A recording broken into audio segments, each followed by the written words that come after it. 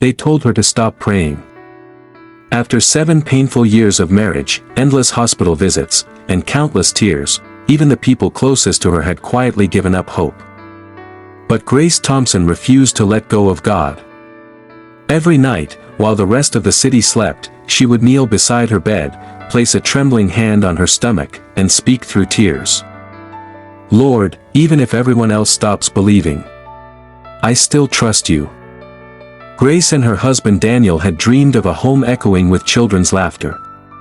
On their wedding day, Daniel held her hands and said with a smile, "We're going to have a beautiful family." But year after year, nothing happened. The questions from family and friends became unbearable. "When are you two having kids? Maybe it's not God's will. You should just accept it." Those words cut deeper than anyone realized. At family gatherings, Grace would force a smile while secretly fighting back tears.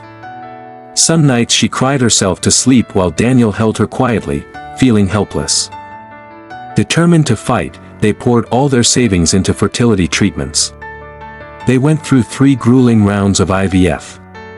Grace endured daily hormone injections that left her body sore and her emotions raw. She faced invasive egg retrieval procedures, countless early morning clinic visits, and the anxious 2-week wait for results after every embryo transfer. Each time, hope rose, only to be crushed. The first cycle produced no viable embryos.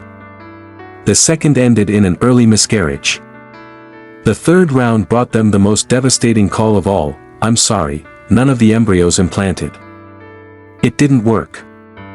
That final failure left them emotionally and financially drained. In the weeks that followed, Daniel gently brought up the idea of adoption. "Maybe this is God's way of leading us to a child who already needs a home," he said one evening, his voice full of care. "We can still be amazing parents." Grace immediately pushed back. "I can't explain it, Daniel, but I believe God is going to give us our own child. I don't want to stop believing in that miracle yet." Daniel respected her heart, but the tension in their home grew. Then came the worst day of all. After one last round of tests at the fertility clinic, the doctor sat across from them with a heavy expression.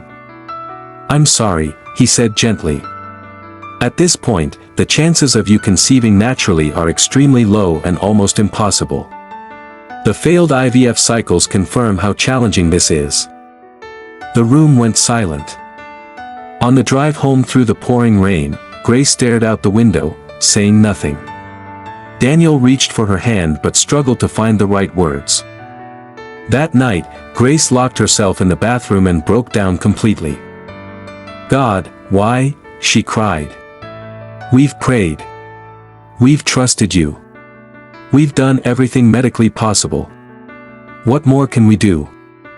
In the middle of her tears, she picked up the small Bible she had carried into the bathroom with her earlier that evening. She opened it, and her eyes landed on these words. "Is anything too hard for the Lord?" Genesis 18 verse 14. Something inside her awakened again. From that night forward, her prayers changed. Instead of praying from fear and desperation, she began praying with bold expectation. Instead of asking, "Why me?" she started declaring, "God, you are still able." Months passed. Nothing changed immediately. But Grace refused to quit. She worshipped through the pain, smiled through the heartbreak, and held on to her faith even when people whispered behind her back. Then one Sunday morning during church service, Grace suddenly felt weak and dizzy. Daniel rushed to her side, concerned. A few weeks later, Daniel came home carrying a pregnancy test. "I don't want another disappointment," Grace said, her hands shaking.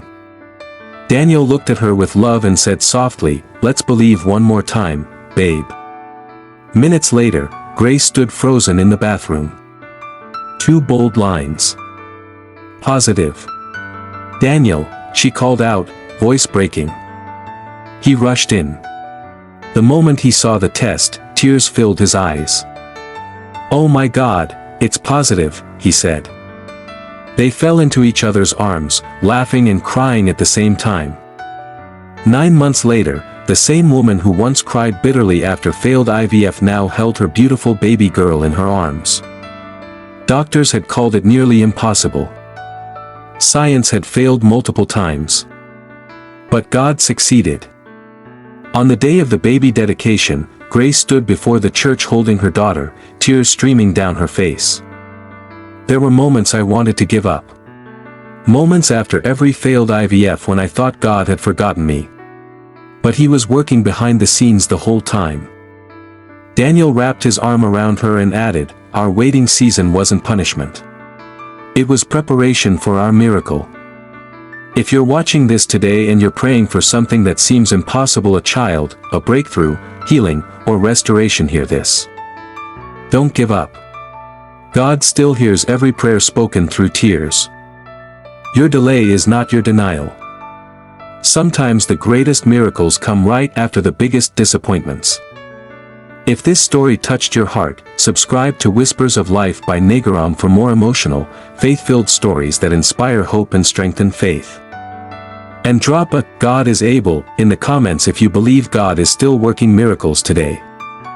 Because with God, nothing is impossible. Thanks for watching.